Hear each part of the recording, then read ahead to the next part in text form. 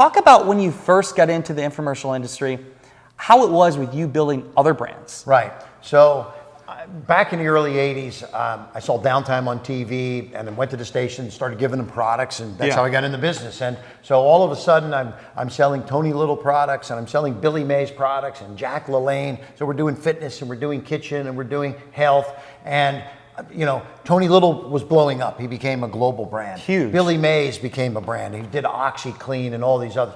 Jack LaLanne already had some branding, but we accelerated and grew his brand. So I said to myself, wait a minute, I've built all these brands for a lot of people, but nobody knows who Kevin Harrington is, You're behind the scenes, right? So, you know, I'm the guy behind the camera. But so then I said, I need to build my own brand. So I set out, I started with a book. And when you publish, when you put out content about yourself, you're now becoming, you know, sort of a knowledge, person and a thought leader out in the marketplace. So influencer, right? And so the book came out, then I was doing radio talk shows, and then that led to trade journals and then some TV shows. And so little did I know, but I did 25 radio shows, then 50. I was on 100 radio shows and never had to leave my house.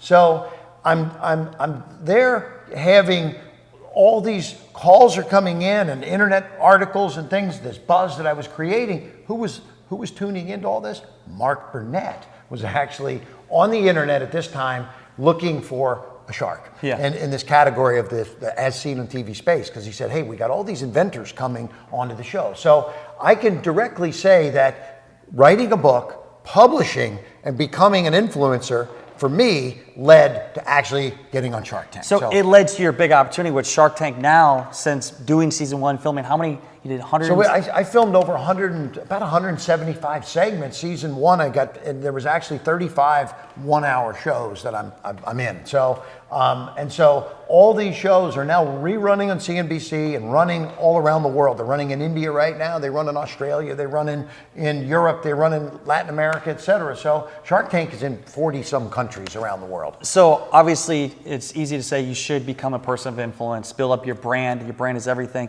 So you did that. You had the opportunity. What are some of the biggest deals that have come from you having your brand, the original Shark on Shark Tank? Just opportunities where literally it was a phone call or something that led to something big. So what's crazy is it's now given me a transition, and so I still get products, you know, because I'm known as a product guy. So I mean, every day there's something new that comes in, and I know I've told you about an item like this. This is something that came in. It's an eyeglass cleaner that cleans both sides of your glasses simultaneously with a carbon pad system, and then it gets recharged electrostatically when it goes in here, comes back out clean and ready to go again.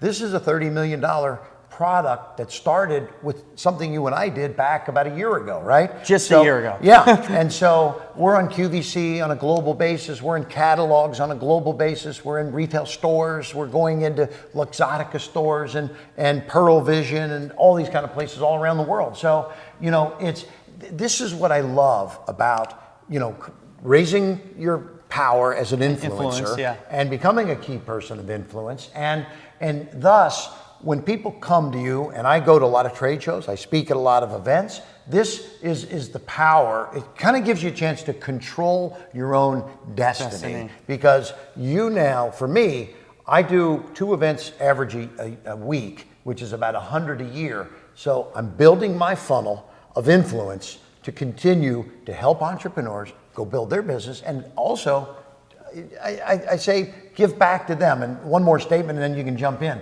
Zig Ziglar said it best, is that if you want to get almost everything that you want, help many people get what they want, okay? And that is how it all works. So for me, one of the things I'm doing lately, there's something called the Collegiate Entrepreneur Organization. It's based right here in Tampa, Florida. Their CEO has a branch in 270 campuses and colleges around the country. We just spoke at it in October. Great event. We spoke at it. I'm a mentor to the people that run the CEO, as well as many of these colleges. I go speak in many of these campuses now. And so I'm giving back to the collegiate entrepreneurs.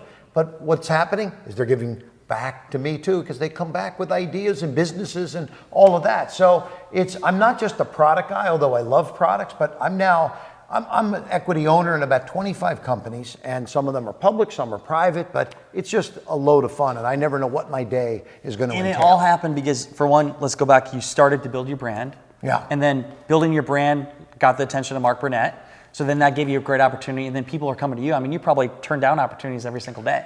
You know, I turn down quite a few more things than I can take on just because, you know, there's only so much time in a day, and I want to focus on the real winners and focus on the real people that can make a difference in my life. So you were doing, I remember back in October when we're on stage in Tampa, and you're like, Brandon, I did 28 events this month. Like 28. I'm like, what?